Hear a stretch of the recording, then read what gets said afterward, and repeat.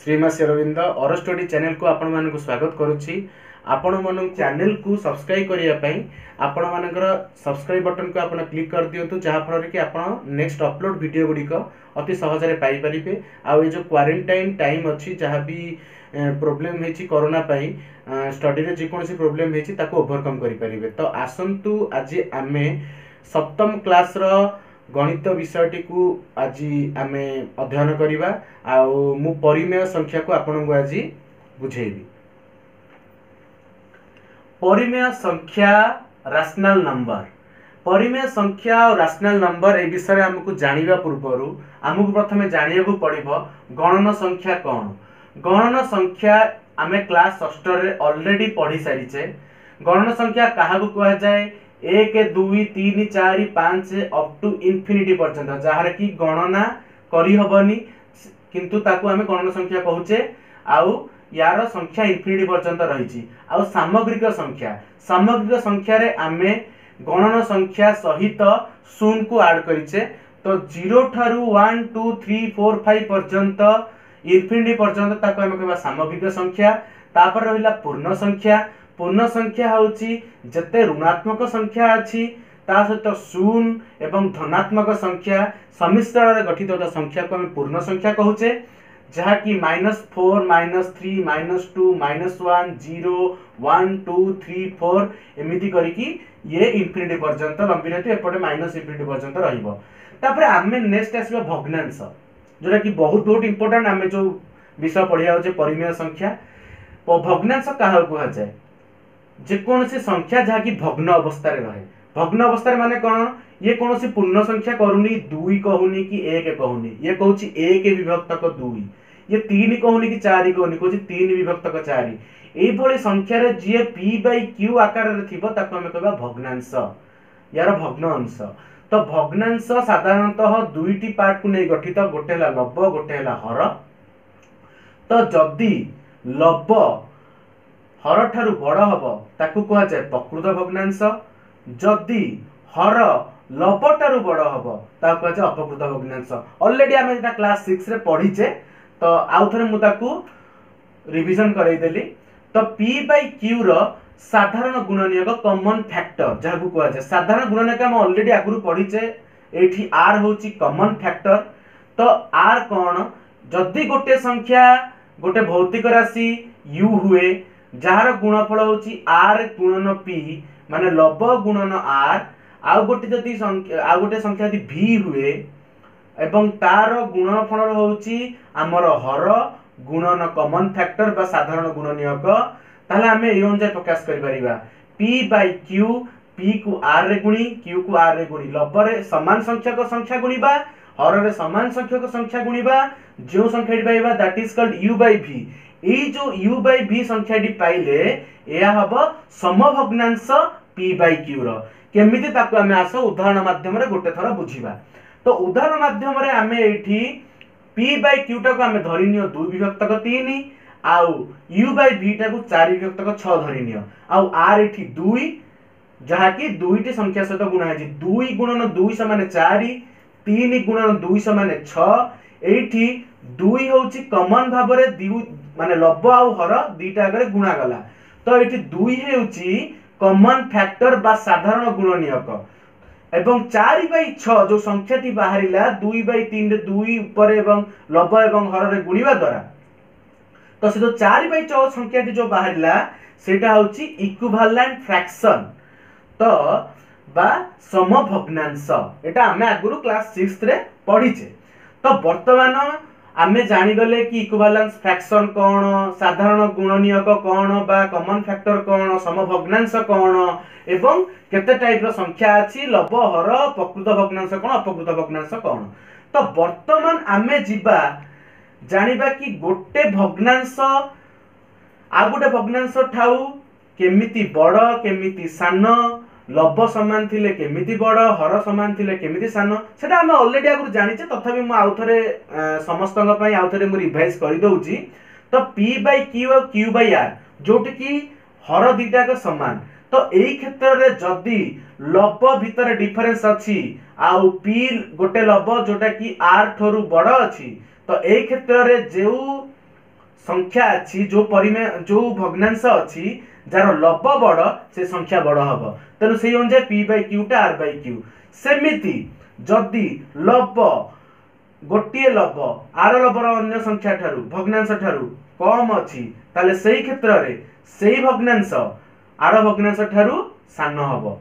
देखो P by Q R by Q ठारू सान अच्छी जेतु पी लेस देन आर अच्छी आमे लब एटी देखिबा कारण एटी हर दिटा समान अच्छी तो p इक्वल टू r ले p by q equal to r by q किंतु आमे जत्ते बेले जिबा हरी p बाय q और p बाय r भितरे जोठी की p देखुछन समान माने कोन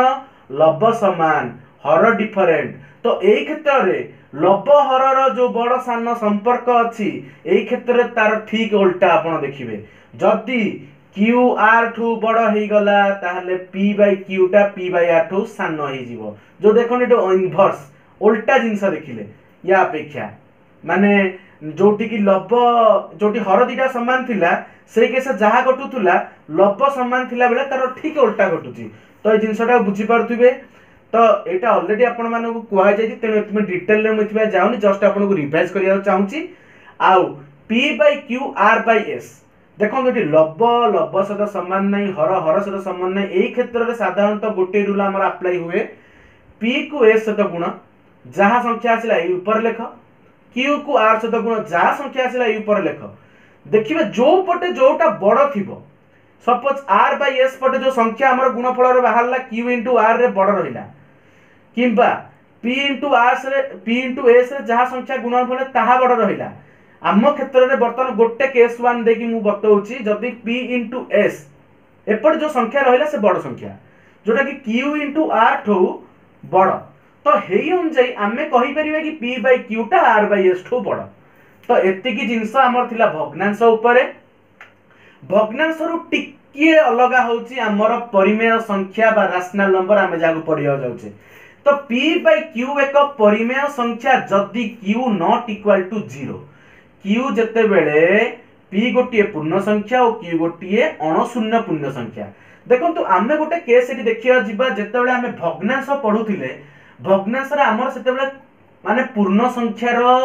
क्वेश्चन उठी नथिला एटी जे कोनोसी गणन संख्या को आमे काउंट रे नउथिले किंतु जते बेले परिमेय संख्या पळे अछि सेही भग्नांश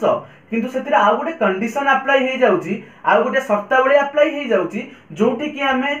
गुणा जो धनात्मक संख्या सहित ऋणात्मक संख्या को भी नहीं पारुचे किंतु गोटे कंडीशन से कहूची कोन q not equal to 0 q केबे हेले भी 0 सहित समान होबन तो आकु आगु को नै जिबा भेले हमकु केतोटी उदाहरण माध्यम रे बुझी गले आपण भग्नांश आ परिमेय संख्या भितरे आपण डिफरेंस टा जानि परिबे आ 5 विभक्त को सुन हमर फर्स्ट कंडीशन कोन q is not equal to 0 q टा केबे q माने कोन हर केबे भी 0 होबनी तब एटी देखंतु हरटा 0 अछि ताले एटा केबे भी परिमेय संख्या नुहे यार आंसर सदा बेले निरर्थक केते बेले भी या सार्थक नुह एटा केते बेले अनडिटरमाइंड बा निरर्थक तो जेते बेले किंतु लबर रहउची या गोटे परिमेय संख्या बोले हमें धरि नबा आरे आंसर 0 होबो तो जेते बेले -10/5 कहूचे एटा गोटे परिमेय संख्या कारण जेहेतु किनोडा गोटे भग्नांश नुहे एथि पई कि एते ऋणात्मक संख्या अछि आको हम किंतु गोटे परिमेय संख्या कहि परिबा तबटे 20/4 एटा गोटे परिमेय संख्या कारण आमे जानिचे कि आगुरु धनात्मक ऋणात्मक दुईटा को नै कि आमे परिमेय संख्या कहि परिबा आ गोटे 10 विभक्तक 5 गोटे हला भग्नांश एटा गोटे भग्नांश हम देखिबा ये भी गोटे परिमेय संख्या तो -10 तक 5 भग्नांश नुहे काहे कि नुहे काहे कि ना एटा देखो ऋणात्मक संख्या अछि ऋणात्मक संख्या आसिला माने आमे धरि नबा एटा गोटे हला परिमेय संख्या हला तो जते बेले 10 विभक्तक -5 अछि आमे खाली भाबिबानी जे खाली लबरे जदी माइनस रहिबो आमे ताकू कहिया परिमेय संख्या बोले जदी हररे भी हररे भी ऋणात्मक संख्या अछि आमे भी ताकू परिमेय संख्या कहलिबा यार कोनोसी भेदभाव नाही यार लबरे जदी ऋणात्मक संख्या अछि जदी भी हररे ऋणात्मक संख्या अछि जोठी भी ऋणात्मक संख्या थिला हमर किछि प्रॉब्लम नाही त परिमेय संख्या बोली आमे ताकू कहिबा तो परिमेय संख्या और भग्नांश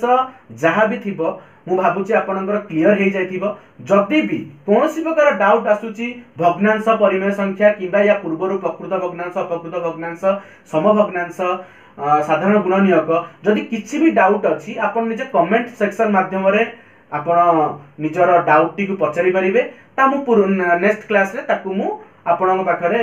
सॉल्व करिकि आपन को कहबी आपन जहा क्वेश्चन अछि प्रत्येक पूर्ण संख्या आ गोटे पॉइंट एठी रहिला एटा गोटे पॉइंट प्रत्येक पूर्ण संख्या एक परिमेय संख्या अटे एटा आगुरो हम डिस्कशन करले कि पूर्ण संख्या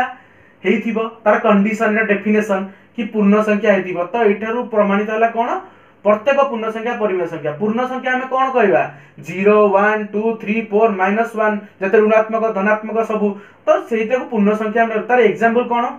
2 जते हमें 2 बोली गोटे संख्या कहूचे सदाବେଳେ ଜାଣିଥିବା कि तार हर सदाବେଳେ 1 तो 2 विभक्त 1 = 2 -2 1 = -2 0 1 माने जे कोन संख्या में 0 कहिले किबा -2 कहिले किबा 2 कहिले सदाବେଳେ जानिचे कि तार हर माने 1 अछि तो आपण गोटे सूचना ए माध्यम रे दे देबा चाहूची जोटा कि बहुत इंपोर्टेंट मात्र प्रत्येक परिमेय संख्या एक पूर्ण संख्या नही पारे किंतु एमिति नाही कि परिमेय संख्याटा सबु जते परिमेय संख्या हबो सब पूर्ण संख्या हबा को बाध्य बोली एमिति किछि ग्यारंटी नाही भाइस वर्षा बा विपरीतटा केबे भी ठीक नुह बोली एटा आपण जते हायर क्लास रे जिबे आपण फर्दर स्टडी करिवे तो ए जिंस आपण को बहुत भाबे क्लियर ही परिबो इन स्टार्टिंग जदि आपण बुझिया अछि आपण कंफ्यूजन होबार बहुत संभावना अछि तो नेक्स्ट क्लास रे मु आपण को जते हायर क्लास रे पढेबी ए बाबत रे मु आपण को डिटेल रे कहिबी तो लघिष्ठ रूप एटा गोटे फैक्ट एटा गोटे गुण माने एटा गोटे रूल होउची जोटा कि परिमेय संख्या रो लघिष्ठ रूप ना लोएस्ट फॉर्म माने गोटे संख्या अछि 6 विभक्त 9 आपण देखि परिबे 6 आ 9 को मु केबे हेले भी 2 रे भाग करि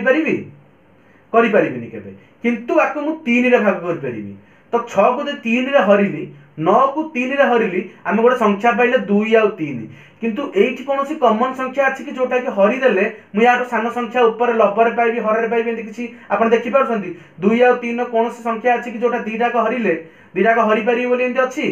तो हेइ पारिउनी तो जोटा लास्ट को मिलिला सेटा होछि लघिष्ठ संख्या तो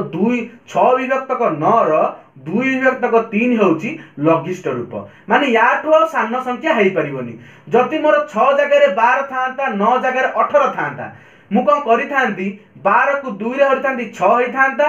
18 को 2 रे हरि थांती 9 हेइ थांता किंतु एटा मन रखिथिबे जो संख्या को मु लबरे हरिबी हर रे भी सेही संख्या को ही हरिबा को पड़िबो तो एही अनुसार 2003 सिलेक्शन लघिष्ठ रूप पाइले तो प्रामाणिक रूप बा स्टैंडर्ड फॉर्म रे आनिबा को हेले हमकु कोन करिबा को पड़िबो ऊपर भी -1 गुणिबा को पड़िबो तळे भी -1 गुणिबा पड़िबो तो एही फॉर्म -6/9 रे पळे आसिला तो एटा होची प्रामाणिक रूप बा स्टैंडर्ड फॉर्म विषय रे नेक्स्ट क्लास रे आहुरी भलरे आलोचना करिबा किंतु आपण एठी मन रखि दांतु लब सदाळे माइनस ये को कैरी करिवो आ हर सदाळे पॉजिटिव को कैरी करिवो एटा होची गोटे स्टैंडर्ड फॉर्म तो स्टैंडर्ड फॉर्म रे -1 गुणा जाय तो एया थिला परिमेय संख्या रा फर्स्ट क्लास बा पार्ट 1 या पर पार्ट 2 पार्ट 3 एमिति भाबरे हमें परिमेय संख्या को कवर करिवा